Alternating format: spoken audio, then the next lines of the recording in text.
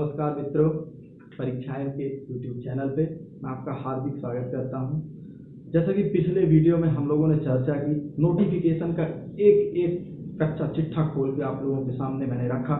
कैसा एडवर्टाइजमेंट में क्या नॉर्मलाइजेशन की क्या प्रोसेस थी, क्या कट ऑफ जाने वाला है, कब एग्ज़ाम होगी, क्या अदर स्टेट कट है, तमाम तरह की हर एक चीज़ों का डीएनए को पूरा डिकोड करके हम लोगों ने आपके सामने रखा। और जैसा कि मैंने पिछले वीडियो में बताया भी था कि अगली वीडियो जो हमारी आ रही है वो जीएस की कैसी एक सटीक रणनीति तैयार किया जाए जो आपको 30 से ज़्यादा अंक 40 में स्कोर करा सके, उसी वीडियो को लेकर मैं आपके सामने आया हूँ। और ये वीडियो को जरूर लास्ट तक देखिएगा क्योंकि ये वीडियो आपके जीएस के अंकों को बहुत तेज़ी से बढ़ा देने वाली है। तो चलिए शुरू करते हैं। सबसे पहले हमको देखना होगा सिलेबस में क्या है। जो जीएस का सेक्शन है वो टोटल जो है 40 क्वेश्चन उसके आने वाले हैं और उसके जो मार्क्स होंगे दोस्तों वो 100 होंगे, क्योंकि 2.5 हर एक प्रश्न सही करने पर आपको दिया जाएगा। लेकिन अगर आप कोई भी क्वेश्चन गलत करते हैं तो काटा बिल्कुल भी नहीं जाएगा, इसलिए प्रत्येक क्वेश्चन को लगा के आना है। तो हम जब 40 क्वेश्चन इसको देखते हैं तो सबसे पहले तो हम इसके सिलेबस को डिकोड करते हैं। इसमें 3 पार्ट में सिलेबस शासन ने प्रदत्त किया है। भारतीय बोर्ड जो कहता है कि पहला पार्ट होगा वो मूल विधि। मूल विधि का मतलब होता है, विधि का मतलब होता है कानून, मतलब लॉ। तो जो मूल बेसिक लॉज हैं उनकी जानकारी भारतीय बोर्ड भी चाहता है कि कोई सब इंस्पेक्टर बनने आ रहा है तो उसको कुछ मूल विधि की जानकारी होना चाहिए, तो उसके लिए ये रखा है। और मूल विधि में जो है लगभग इसका 1/3 पार्ट कवर करता है। 13 नंबर के लगभग क्वेश्चन इसके पिछले साल की आप उठा करके देख लीजिएगा पेपर, जितने भी शिफ्ट में पेपर में हर एक पेपर में 13 नंबर का मूल विधि, लगभग 13 नंबर का संविधान और 14 नंबर का अदर जीके आया है। तो सबसे पहले हम मूल विधि के नाम से ही डर जाते हैं क्योंकि नया लगता है सब, लेकिन नया बिल्कुल नहीं है। जो आप पहली 5वीं 6वीं से एनसीईआरटी पढ़ते आ रहे हैं सब में हर चीज समाहित है दोस्तों। कई जगह आपको पढ़ने को मिलेगा, कई जगह जब आप पढ़ने जाते हैं ऐसी कठिन शब्द देख के आपको एकदम वो होने लगता है, भ्रम सा होने लगता है, क्या पढ़ रहा हूँ मैं। और कुछ संस्थाएं ऐसी होती हैं जो आपको इतनी यहाँ वहाँ की चीज़ें बताती हैं, इतनी सारी चीज़ें बता देती हैं, सनसनी फैला देती हैं। आपको लगता है अरे ये तो मैं कभी सुना ही नहीं था, मतलब मैं कुछ जानता ही नहीं, जबकि ऐसा नहीं होता है। इतना पढ़ने से कोई भी मतलब नहीं होता है, क्योंकि एग्जाम में जो पूछे जाते हैं वो एकदम सटीक क्वेश्चन होते हैं और वो वही क्वेश्चन होते हैं जो कॉमन क्वेश्चन होते हैं। कभी भी इतना अंदर क्वेश्चन नहीं आता। ये बात जरूर है कि जब आप 2011 की भर्ती देखेंगे यही सब इंस्पेक्टर की सेम सिलेबस में, लेकिन उस टाइम जो एग्जाम होता था उस टाइम एग्जाम में सिर्फ 1 लाइनर फैक्ट आते थे। उसी का परिणाम था कि उस टाइम जो सबसे 2011 वाली भर्ती रिजल्ट 2014 के आसपास आया था, उसमें 300 के पार कट ऑफ किया था। क्यों गया था? कि बहुत सरलता से पूछे गए थे। लेकिन अब सिनेरियो चेंज हो गया है, बढ़ रही है बेरोजगारी तो बढ़ ही रही है, साथ में लोगों की जागरूकता भी बढ़ रही है। और इसी कारण से क्या हो रहा है, पेपर का लेवल भी धीरे धीरे ग्रेजुअली इंक्रीज होता जा रहा है। तो उसके पहले हमको ये चीज़ देख लेना होगा। और इतना चीज़ जितना मैं बोर्ड में बता रहा हूँ, इतना चीज़ अगर आपने पढ़ लिया तो 30 से अधिक नंबर लाने से आपको कोई नहीं रोक सकता। मूल विधि में आपको क्या पढ़ना है? देखिए, बहुत लोग डरते हैं आईपीसी और सीआरपीसी, कितनी बड़ी है दोस्तों, कितने सारे अध्याय, कितनी धाराएं हैं, तो इनको पढ़ने में सोचते हैं इतनी धारा कैसे याद करेंगे। तो इसको मैं बता देना चाहता हूँ, इन दोनों में से आप पेपर उठा के देख लीजिएगा पिछले साल का, 2 नंबर से ऊपर किसी भी पेपर में नहीं आया है आईपीसी और सीआरपीसी से। तो अगर आप इसको पूरी तरह से इसी में ना लग के इसके अलावा जितना चीज़ है उसमें लगेंगे तो इससे ज़्यादा आपको फायदा मिलने वाला है। हाँ, ये मैं नहीं बोलूँगा बिल्कुल कि आप आईपीसी और सीआरपीसी को छुए ही नहीं, बिल्कुल छुइए। आप प्रीवियस ईयर क्वेश्चन लगाइए, जो नॉर्मल क्वेश्चंस हैं वो देखिए, और कुछ टेस्ट वगैरह लगाइए इनके जो आईपीसी और सीआरपीसी के लिए हूँ। इतने में आपका काम बिल्कुल चल जाएगा। अब आपको पूरी इसके एक एक अध्याय एक धारा याद नहीं करना है, क्योंकि ऐसा करेंगे तो आप 2 नंबर ही पा पाएंगे और उससे कोई मतलब निकलने वाला नहीं। इसलिए इसको नॉर्मली देखना है, सरसरी निगाह से आईपीसी और सीआरपीसी, इसमें बिल्कुल बहुत ध्यान नहीं देना और बहुत डरना नहीं इससे। हाँ, मेन क्या देखना हो, जैसे ये जो कुछ एक्ट जो भर्ती बोर्ड ने दिए हैं, और इन एक्ट को आप अपने नोट्स में विधिवत बना के हर एक एक्ट के बारे में लिखिए और उसको पढ़िए, पूरी तरीके से पढ़िए, क्योंकि पूरे क्वेश्चन उसी से आने वाले हैं और कॉन्सेप्ट बेस के क्वेश्चन इस समय आते हैं, 1 लाइनर बिल्कुल नहीं। पर्यावरण संरक्षण अधिनियम पढ़ लीजिए जो 1986 में आया था। हाँ, एक क्वेश्चन हर एक पेपर में आपने देखा होगा, ट्रैफिक रूल्स को जरूर देखिए। नेट से आप खोल सकते हैं, ट्रैफिक की वेबसाइट है, उसमें से आप एक एक उसको देख सकते हैं और बहुत अच्छे से 1 नंबर आपका इसमें फिक्स हो जाता है ट्रैफिक रूल्स में। ये आपका आता है एक मानव अधिकार संरक्षण, ह्यूमन राइट्स का जो कंजर्वेशन है उसके लिए एक्ट है। और आपका आरटीआई है, राइट टू इंफॉर्मेशन, और फिर है इनकम टैक्स के एक्ट हैं, एंटी करप्शन जो 1988 में आया था। इसके बाद एनएसए से जरूर क्वेश्चन आने वाले हैं दोस्तों, क्योंकि करंट का जो सिनेरियो है वो एनएसए कई लोगों पर लगाया जा रहा है, विभिन्न मुद्दों पर तमाम तरीके की चीजें हो रही है, तो एनएसए को जरूर पढ़िएगा, इसमें क्वेश्चन आने की पूरी संभावना है, प्रबल संभावना है। एक ये है आपका इंफॉर्मेशन टेक्नोलॉजी वाला एक्ट है, जो इंफॉर्मेशन टेक्नोलॉजी को भी जरूर पढ़िएगा, क्योंकि वर्तमान में इसका भी जैसे ट्विटर वाला जो पूरा केस चल रहा है, व्हाट्सएप का विवाद है, तमाम तरीके की चीजें हैं जिसमें आईटी एक्ट जो है बहुत ये चर्चाओं में है, तो इसको जरूर पढ़िएगा क्योंकि इसमें से क्वेश्चन बनने की प्रबल संभावना है। साइबर क्राइम का भी जो चैप्टर है ये भी बहुत ज़्यादा उपयोगी माना जा रहा है और आएगी भी, इससे क्वेश्चन भी आने की संभावना है। पीआईएल जो ये पीएन भगवती साहब ने ये डिस्क्राइब किया था, और इन्होंने ही इसके जनक जो पीएन भगवती जी हैं उन्होंने लाए थे, तो पीआईएल जनहित याचिका इसको हिंदी में बोलते हैं, इसको भी जरूर पढ़ना है। इसके बाद जो है विभिन्न जो सुप्रीम कोर्ट के निर्णय हैं, जैसे केशवानंद भारती हो गया, ये इस तरह के, और फिर जो अभी वर्तमान में जो निर्णय आते जा रहे हैं तमाम तरीके के, उन सब चीज़ों को भी निर्णय पर भी ध्यान हमें देना होगा जो करंट में हो रहा है, क्योंकि करंट का भी 2-4 साल के अंदर के जो भी निर्णय हैं सुप्रीम कोर्ट के महत्वपूर्ण, उनको भी देखना है। इसके बाद आपका लैंड रिफॉर्म्स जो भी भूमि सुधार से संबंधित, जैसे यूपी में अभी कोड जारी किया जा रहा है प्रत्येक भूमि के लिए, इस तरह की जो भी नई चीज़ें हो रही हैं भूमि सुधार से संबंधित, उसको भी जरूर देखिए। इसके बाद भूमि अधिग्रहण से संबंधित भी चीज़ों को देखना है, और इतना चीज़ आप देख रहे हैं इसको विधिवत नोट तैयार कीजिए, कम पढ़िए लेकिन इतना पढ़िए कि उसमें से अगर कोई क्वेश्चन आए तो छूटे नहीं दोस्तों।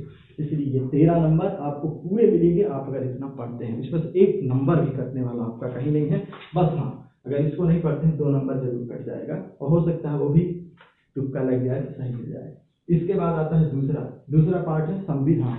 ये बहुत इंपॉर्टेंट होने वाला है। संविधान यहीं भर नहीं, देश की किसी भी परीक्षा में आप देंगे, चाहे पीसीएस दीजिए, एसएससी का जीएस में, कहीं भी आप देंगे परीक्षा, या यूपीएससी दीजिए, संविधान, तब इसको संविधान लिख दिया लेकिन पॉलिटी ही है, पॉलिटी में और ज़्यादा एक व्यापक क्षेत्र हो जाता है, संविधान थोड़ा सीमित हो जाता है। तो संविधान हमको पढ़ना है। संविधान के अंतर्गत जो मेन चीज़ें हैं, राज्य व्यवस्था, विधायिका, कार्यपालिका, न्यायपालिका कैसे चलती है, राज्यसभा, विधानसभा, ये सब चीज़ें पढ़ना है। और इसके बाद है ये जो मौलिक ढांचा जो स्टार्टिंग हो जाता है आर्टिकल 1 to 51 तक, ये सब मौलिक चीज़ें हैं जो आपकी नागरिकता हो गई और आपके मूल अधिकार, मूल कर्तव्य, नीति निर्देशक तत्व, ये तमाम चीज़ें ये मौलिक ढांचा के अंतर्गत आएंगी।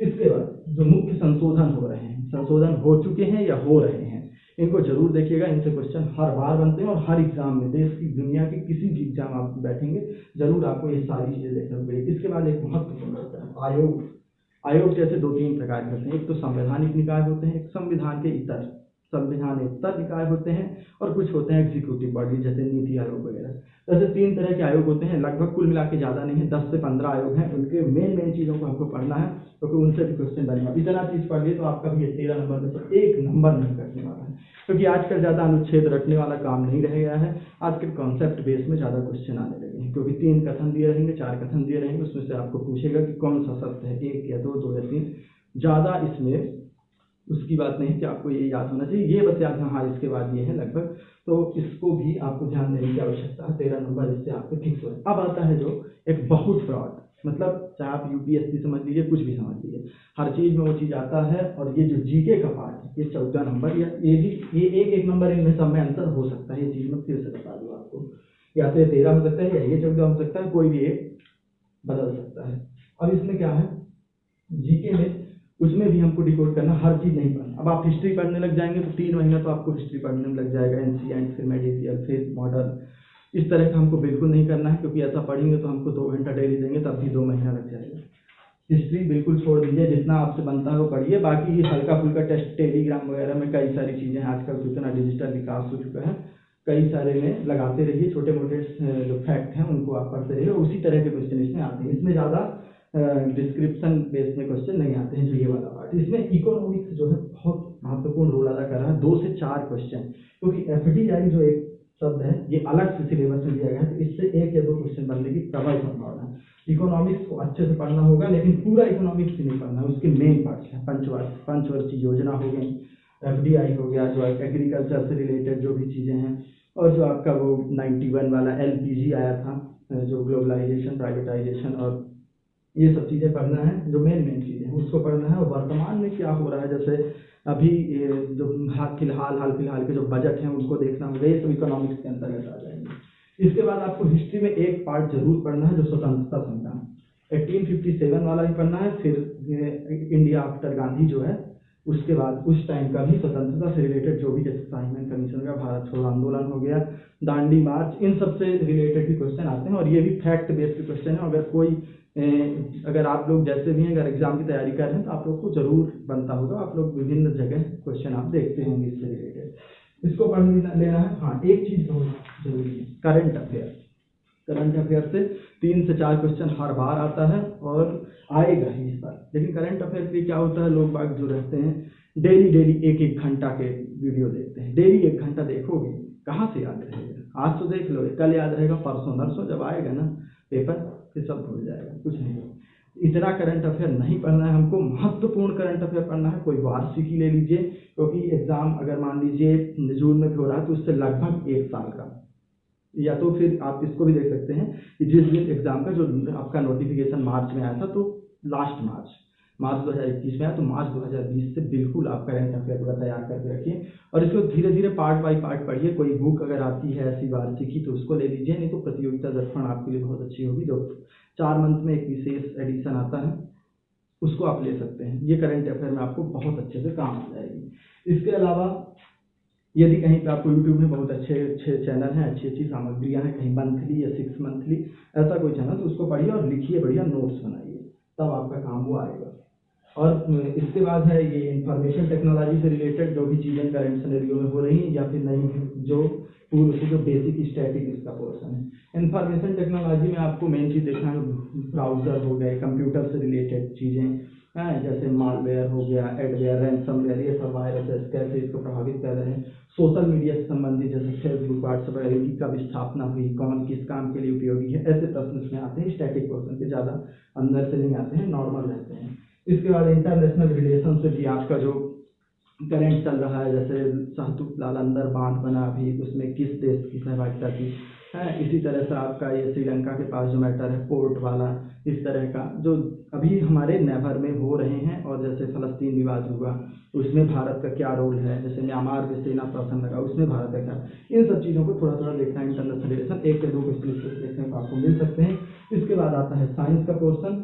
साइंस में आप बायोलॉजी को बहुत अच्छे से देखिएगा, और इसमें जो इकोसिस्टम, खासकर इकोसिस्टम से एक क्वेश्चन आने की परंपरा बनी रहेगी है। जितने क्वेश्चन आप देखेंगे इकोसिस्टम से जरूर एक क्वेश्चन मिल जाएगा आपको, एनवायरनमेंट और इकोसिस्टम से। तो इस तरह से आपका ये हो गया साइंस। अब इसमें क्या है, इतना चीज़ अगर आप पढ़ सकते हैं, आप हिस्ट्री पूरा छोड़ देते हैं, ज्योग्राफी छोड़ देते हैं, और कई सारी जो छोटी मोटी आर्ट एंड कल्चर सब छोड़, बिल्कुल आपको उससे कोई भी घाटा नहीं होने वाला है। अब इस तरह बता दूं, यदि आप ऊपर के 2 पार्ट कंप्लीट करते हैं, तो इतने में ही आपका 65% सिलेबस क्लियर हो जाता है। और आप लगभग 26 हुआ, 26 नहीं तो 22 से 23 क्वेश्चन यहीं पे हल कर लेंगे। और अगर इसको भी पढ़ लिए आप, तो कोई भी आपको इसमें से 10 नंबर लाने से नहीं रोक सकता है इतने चीज से। तो आपका 23 और 10 31 हो गया, 3 मान लो कहीं और कट गया, तब भी 30 नंबर तो आपका कोई नहीं ले सकता है। इतना एक विशेष सूचना आपको देना चाहूँगा मैं, कि इसी सिलेबस को आपको ध्यान में रखते हुए हमारी इस परीक्षाएं चैनल में आपको पॉलिटी की बैक टू बैक 40 से 50 दिन में मूल विधि, संविधान और जीके के भी जो इकोनॉमिक्स वाला पार्ट है, स्वतंत्रता संग्राम है, ये जो मेन पार्ट है, ऐसी वीडियो आपको देखने को मिलेंगी।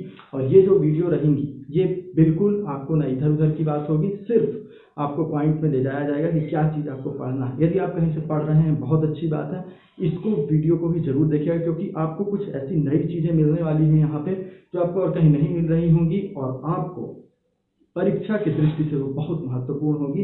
तो आप इसी चैनल द्वारा अभी जो लगातार क्लासेस इसमें डाली जाएंगी, रिकॉर्डेड क्लास रहेंगी, उनको जरूर देखिएगा। वो आपके एग्जाम में जीएस की एक बहुत अच्छा लाभदायी साबित होगी। तो इस चैनल को सब्सक्राइब कर लीजिए और बेल का आइकन भी दबा दीजिएगा, क्योंकि जो आगे आने वाली वीडियो है उसकी जानकारी आपके पास पहुंच सके। धन्यवाद, और सुरक्षित रहिए, कोविड से भी सुरक्षा रखिए, और अपनी तैयारी बस जोर शोर से करते रहिए। एग्जाम हो कब होता है इससे ज़्यादा मतलब हमको नहीं, हमारी तैयारी पूर्ण होना चाहिए। बस कभी भी एग्जाम हो, आप देंगे, सिलेक्शन आपका तय है।